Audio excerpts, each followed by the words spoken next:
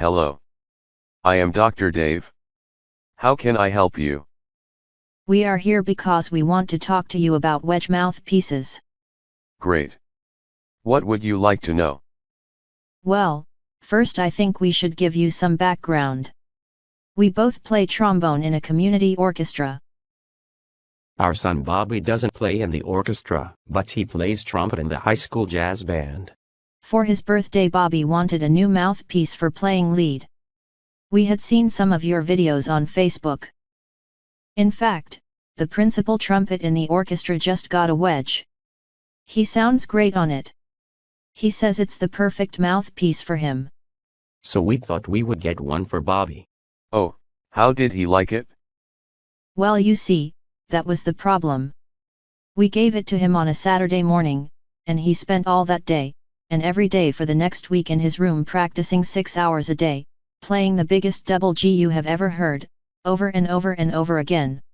It sounded like an International Trumpet Guild conference. We didn't know if we should thank you or hunt you down. Anyway, to make a long story short, he loves his Wedge. What's really great is he got moved up to first trumpet in jazz band. That's a wonderful story. But I am still not sure how I can help you. Well, we are here to see if you can settle sort of a disagreement. Okay. You see, after Bobby did so well with the Wedge, we decided to order them for ourselves. Great. How do you like them? I love mine. I couldn't play mine. I tried for the full 90 days, but I play better on my 5G. I think the Wedge kind of sucks. So what is the disagreement about? Well, I have concerns about Bobby and Carol playing a Wedge. Oh, tell me more. Well, I'm just not sure it's a good idea. There have been oval mouthpieces for a long time. If oval mouthpieces were so good, wouldn't everyone play one? I mean, if God had wanted us to use a curved mouthpiece, don't you think he would have made our lips and teeth sort of curved? Oh honey, that's so cute. Well, anyway, it just seems, well, sort of unnatural to not be playing a round flat mouthpiece. It's just not right. Well, it's true, there have been oval mouthpieces before. However, the rim design of those mouthpieces was a more crude attempt to match the shape of the lips from side to side, not up and down like the Wedge. They increased contact with the mouthpiece. The whole idea was exactly the opposite of the Wedge. The key to the Wedge design is a subtle change to the shape of the rim and cup that makes it more biomechanically efficient. The main idea of the Wedge is to decrease pressure and surface contact on the left and right sides of the rim, so that the chops don't get pinned down. I think of it as the logical evolution of the rim shape to finally catch up with the way our embouchure works. It is a subtle change that can produce dramatic results, as Carol and Bobby have experienced. We were both surprised at how easy it was to adjust to the Wedge, and how much better it played. Okay, I get that. But what I don't get is why anybody really needs a fancy mouthpiece. Why not just practice more? I believe in doing things the hard way, paying your dues. It's really about the player, not the equipment. There is no substitute for practice, but better equipment does make a big difference. If equipment didn't matter, we wouldn't invest in the best horn we can afford. Elite athletes would not bother using state-of-the-art equipment. Tell me, Bill, do you do any sports? Yes, I am a golfer. What is the shaft of your driver made of? Well, I was using steel, but I just got a set of graphite clubs. Not wood. No. Why not? Nobody uses wood. Why is that? Because steel or graphite is better.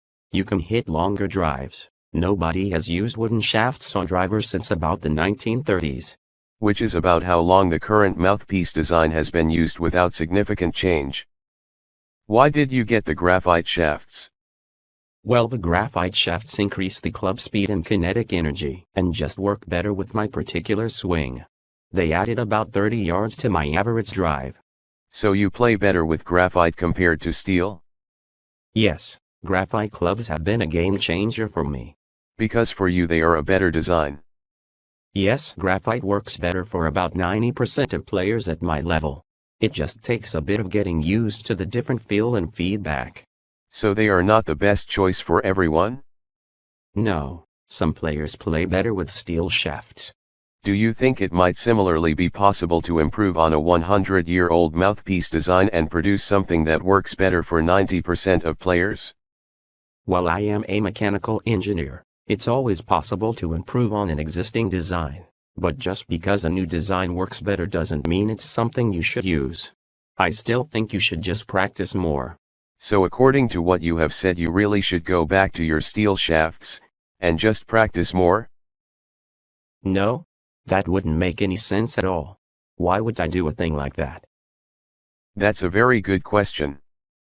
Okay, let's review. You know that technology can improve performance in things like golf clubs. You agree that it might be possible to design a better brass mouthpiece, and you have seen the results firsthand in Carol and Bobby's playing, although the wedge didn't work for you the way it did for them.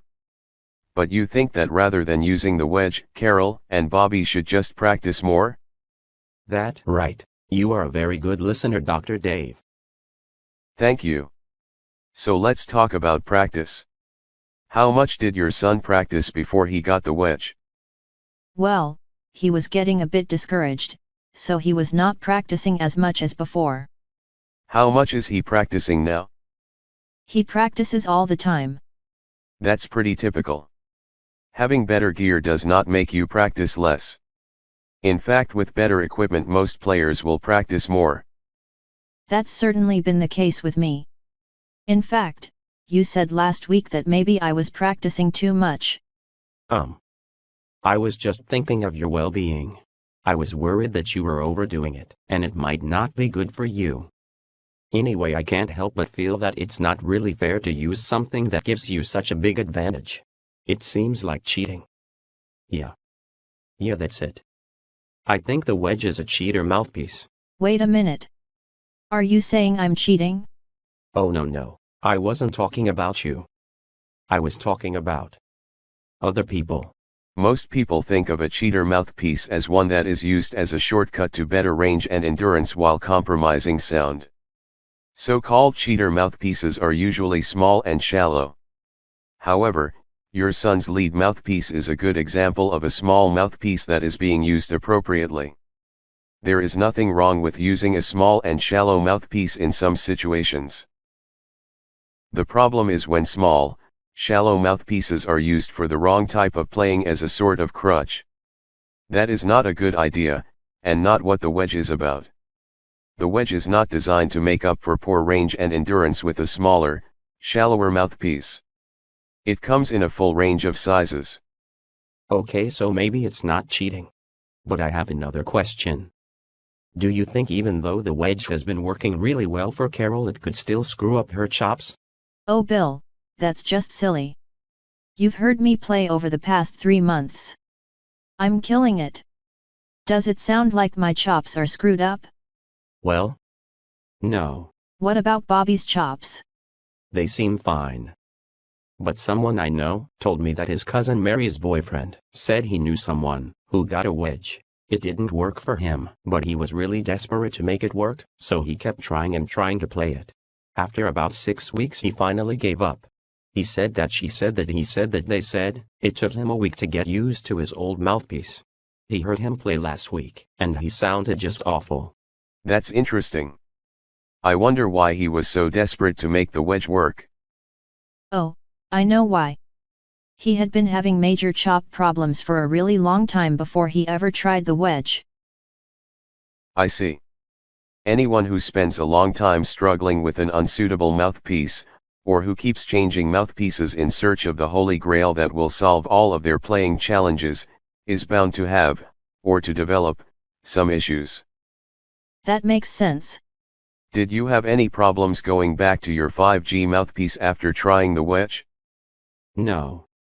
Thousands of players have used the wedge without problems since it was introduced in 2007.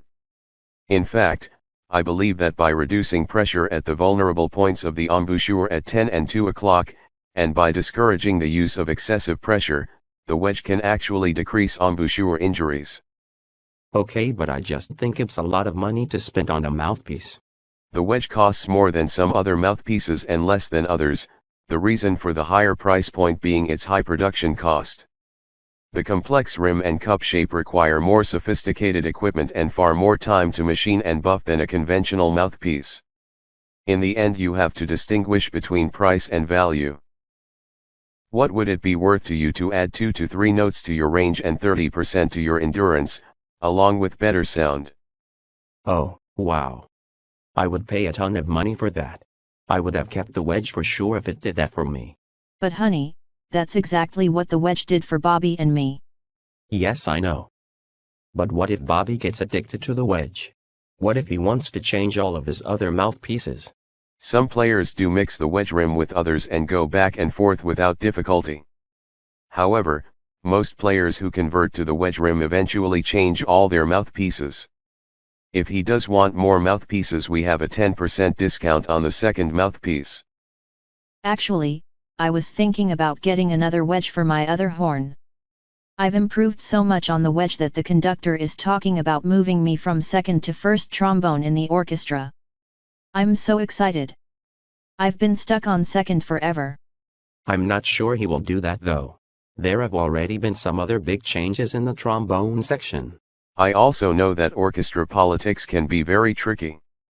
How would the principal trombone player feel about getting bumped down to second? That's a very good question. Sometimes I think it could be a problem. I'm not sure, so maybe I should just ask. Honey, how would you feel about moving down to second?